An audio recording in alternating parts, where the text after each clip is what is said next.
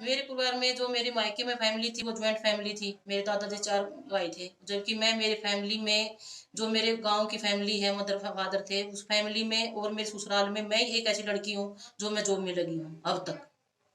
Ma'am, आज अंतर्राष्ट्रीय महिला दिवस है, जो जी। दूसरी महिलाओं को किस तरह का संदेश दें कि आप जिन परिस्थितियों में निकल कर ऊपर चढ़ी हैं, तो क्या मैसेज रहेगा महिलाओं को? मेरा महिलाओं से यही कहना है सभी से कि जो भी बंदा अगर मन में ठान ले, चाहे वो लेडीज है और कितनी भी कमजोर मान ले उसको भी, ये कमजोर लेडीज है कुछ नहीं कर सकती। अगर आपने मन में इच्छा अपना ली भी मैंने ये काम करना है, तो आप सभी सभी कठिनाइयों का सामना करते हुए भी आप अपनी मंजिल को पा सकती हैं।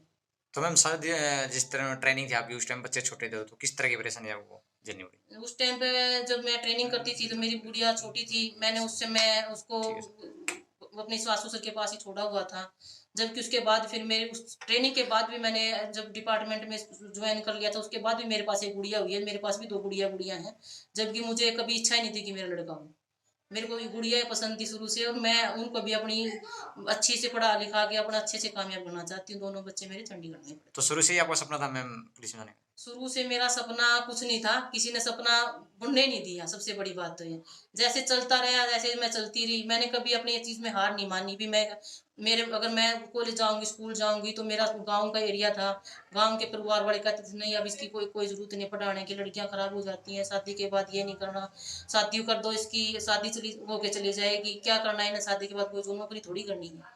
तब भी मैंने अपनी मेहनत से और मेरे पापा को बड़ी मुश्किल से भई पापा मैंने पढ़ना है, तब जाके मैं अपनी एजुकेशन कंप्लीट कर पाई हूँ और अपनी शिक्षा पूरी करके आज मेरे पुलिस पास। की नौकरी क्यों चुनी आपने? पुलिस की नौकरी मुझे शुरू से बचपन से ही पसंद थी, क्योंकि मैं जब गेम करती थी तो मैं एक बार गेम करने के लिए गई, मुझे एक लड़की मैंने पंजाब में गई हुई थी, मैंने यूनिफ़ॉर्म में देखा था उसको, तो मुझे भी बड़ी इच्छा थी कि मैं भी एक यूनिफ़ॉर्म पहनूँ और मुझे यूनिफ़ॉर्म इतनी पसंद थी कि मैं आपको बता भी नहीं सकती कैसे पसंद। यानी कि अपने माँ-बाप का सपना आपने पूरा किया। जी। क्या जी? मेरे माँ-बाप का सपना यही था कि मेरे माँ-बाप का सपना ये था कि मेरी बेटी कहीं कामयाब हुई।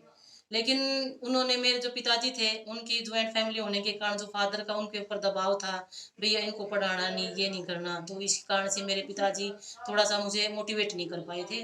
लेकिन बाद में पिताजी ने भी बड़ा मोटिवेट किया, उनके कारण से मैं आज इस डिपार्टमेंट में। शादी के बाद मैंने एजुकेशन सारी रेगुलर की। जो मैं कभी रात को, कभी दिन में बच्चों के साथ स्टडी भी करना, बच्चों के साथ ससुराल में देखो सभी ससुराल वालों में ऐसे एक जैसे नहीं होते, लेकिन मेरी सास-ससुर थे जो, उन्होंने बड़ा मुझे मोटिवेट भी किया, पढ़ाई के उसमें भी हाँ ठीक है पढ़नी चाहिए। जो मेरे हस्बैंड थे वो भी मेरा साथ देते थे इस चीज़ में पढ़ाई के लिए। लेकिन जब मैं स्कूल कॉलेज जाती थी तो वही जैसे सास की भी वही टोंटिंग होती है, अभी कॉलेज जाएगी तो स्कूल का घर का काम भी करेंगे, वो चीज़ें मुझे सहन करनी पड़ी थी। लेकिन मैंने उस चीज़ की तरफ कभी नहीं ध्यान दिया, कर अपनी पढ़ाई को पूरा करके अपनी अचीवमेंट कंप्लीट की। ठीक है। आज हम अंतर्राष्ट्रीय महिला दिवस मना रहे हैं, जिसमें महिलाओं को सम्मानित किया जाता है और अंतर्राष्ट्रीय महिला दिवस पूरे ऑल इंडिया में मनाया जा रहा है। जो महिलाओं को सम्मान इस दिवस पे जो भी सम्मानित महिलाएं हैं या जो भी जिसको अचीवमेंट अच्छी है उसको भी प्राइज भी दिए जा रहे हैं। और जो हमारा सम्मान पहले नहीं होता था, महिलाएं पुरुषों से पीछे थी, जो अब आज के समाज में महिलाएं सबसे आगे चल रही हैं। और एजुकेशन में देख लीजिए, आप किसी भी डिपार्टमेंट में जाके देख लीजिए, तो महिलाएं सबसे आगे हैं। मैं ये चाहती हूँ कि महिलाएं आगे बढ़ें, जो पुरुष को कंधे से कंधा मिलाकर चलती हैं। आप घर से ही लगा लीजिए, घर में महिला तो एक बेटी पैदा होती है, बेटी के पैदा होने पर इतनी खुशी नहीं मनाई जाती जो बेटा पैदा होने पर खुशी मनाई जाती। अगर उसी बेटी की पैदा होने पर खुशी मनाई जाए और उसकी परवरिश अच्छे से की जाए, वो भी एक अफसर बन सकती है और समाज में अपने माँ बाप का नाम रोशन कर सकती है।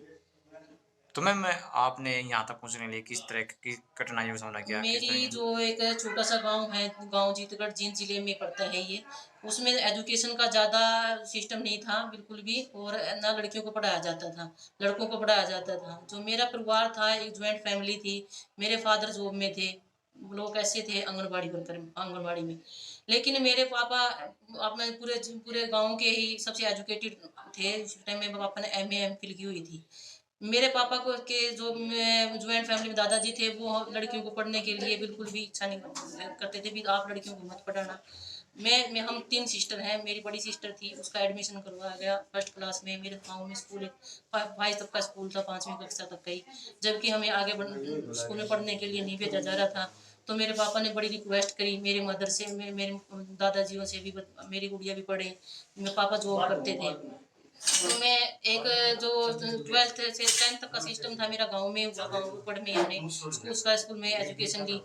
और उसके बाद 10th के बाद मैं एक गेम करती थी कबड्डी, जिसमें मैं स्कूल नेशनल 8th क्लास में खेल गई थी, 10th क्लास में मैं सीनियर नेशनल भी खेल गया। तो 10th के बाद मुझे पढ़ने के लिए बिल्कुल मना कर दिया गया था, परिवार वालों की तरफ से भी, घर वालों की, गाँव में भी रिश्तेदार भी, अभी लड़कियों को नहीं पढ़ा जाएगा, शादी के डायरे से शादी कर दी जाए। मेरी बड़ी सिस्टर की शादी कर दी थी, जबकि मैं पढ़ना चाह रही थी। तो मैंने मेरे फादर से बड़ी रिक्वेस्ट करी, तो मेरे मामा जी थे जो पुलिस डिपार्टमेंट थे, उन्होंने मुझे मोटिवेट किया और एडमिशन बोला मैं खुद एडमिशन करवाऊंगा गुड़िया का, और ये गुड़िया पढ़ ले। मैंने जाट सीनियर सेकेंडरी स्कूल से अपनी 12th पास की। उसके बाद मेरी शादी होगी। जो मेरी शादी के बाद ही मैंने अपनी एजुकेशन नहीं छोड़ी, क्योंकि मुझे जुनून था मैं जॉब में लगूँ या मैं कुछ करके दिखाऊं। मैंने 12th के बाद, अपनी शादी के बाद भी मैंने अपनी एजुकेशन साथ में अपनी एजुकेशन करती रही, और अपने परिवार को भी संभाला। जबकि मेरे माता पिता का बड़ा सपोर्ट रहा है मेरे साथ में। परिवार का तो जॉइंट फैमिली में कोई लड़कियों को पढ़ने भी नहीं देते थे। लेकिन उसके बाद, शादी के बाद, मैंने अपनी ग्रेजुएशन कंप्लीट करी, एमए कंप्लीट की और एमफिल भी कंप्लीट करी। मेरे 2006 में गुड़िया हुई, बड़े बड़ी गुड़िया हुई। तब उसके बाद मैंने अपनी एजुकेशन भी, फिर भी मैंने अपनी एजुकेशन साथ में रखी, और मैंने साथ में ही प्राइवेट स्कूल में जॉब भी की। उसके बाद मैं एजुकेशन के साथ साथ मैंने 2010 में पुलिस डिपार्टमेंट में फॉर्म भरा, और उसके बाद मैं पीएसआई के पद पर 2010 में नियुक्त हुई। के बाद मैं ट्रेनिंग के टाइम में मैंने गुड़िया को छोड़ना पड़ा। उसके बाद फिर मैंने अपनी एजुकेशन ली, साथ में एजुकेशन करती रही। मैंने एमफिल भी उसके बाद की। लेकिन उसके बाद जब मेरी पोस्टिंग इस डिपार्टमेंट में आई, तो मुझे भी जुनून था कि मैं भी किसी डिपार्टमेंट में जाऊँ, अपनी जो पहले मुझे सोचा नहीं था कि पुलिस डिपार्टमेंट में नौकरी करूँगी।